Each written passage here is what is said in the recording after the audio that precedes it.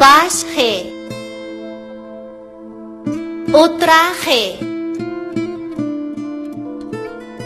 Oğlanını he. Yalğız he.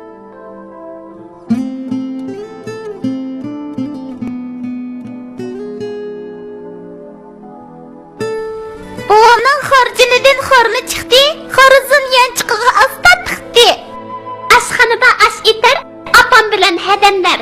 Yalap yürer tilini, qarsuqa aç beğenler. Çakadarladık çıkadı asta asta, keyin oğru gacıl aldı toydurmayla.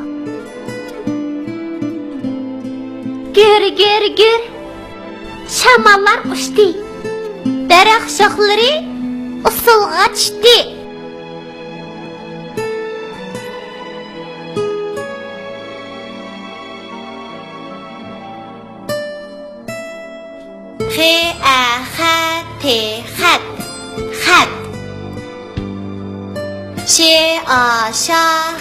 Xat. Şah.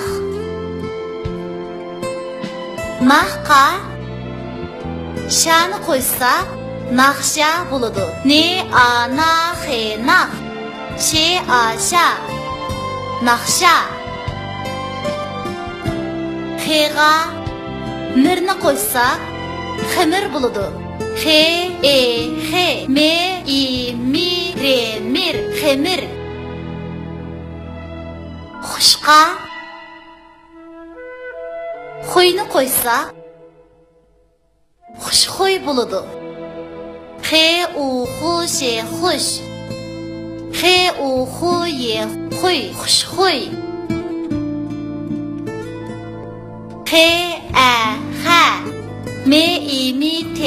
Hamid. Neman. Xaman. Tap. Tepti. Hamid Xaman tepti.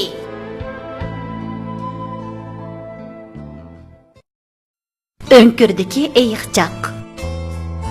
Eyiqcaq ailesidagilar bilan birga bir tog' önkürde yaşaydı ekan. Bir kuni Eyiqcaqning dadasi Eyiqcaqqa: "Endi sen bu cho'ngib qolding. Bu yil maktabga beraman. O'rganish qiladigan ayrim hujram bo'lmasa bo'lmas. Şuna biz ormanlıqdan daraxt kesib kelib, kengri uy yasab, shu uyda turaylik" debdi. Bahar kelganda ular ormanlıqqa beribdi. Bu chaqda daraxtlar biqsirib chechaklangan ekan. Buni ko'rib, Eyiqcaqning daraxtlarni kesishga ko'zi qiymabdi. Yoz ketdi. Ular yana ormanlıqqa beribdi. Bu chaqda daraxtlar bek baraqsan bo'lib ketgan ekan. Eyiqcaqning daraxtlarni kesishga faqat ko'zi qiymabdi. Көз ketdi. Ular yana ormanlıqqa beribdi. Bu chaqda daraxtlar mevalar pishib ketgan ekan. Eyiqcaqning daraxtlarni kesishga zodili ko'zi qiymab. Qish ketdi. Ular yana ormanlıqqa beribdi. Bu chaqda daraxtda nurg'un qushlar changga tizgan ekan. Eyiqcaqning daraxtlarni kesishga yana ko'zi qiymabdi. Oylar o'tibdi, yillar o'tibdi. Eyiqcaqning qiyin sharoit ko'nib qopdi. Eyiqcaqning dadasi Eyiqcaqning ko'nglidagini tushunib, davomli tog' o'nkirida yashab yuribdi.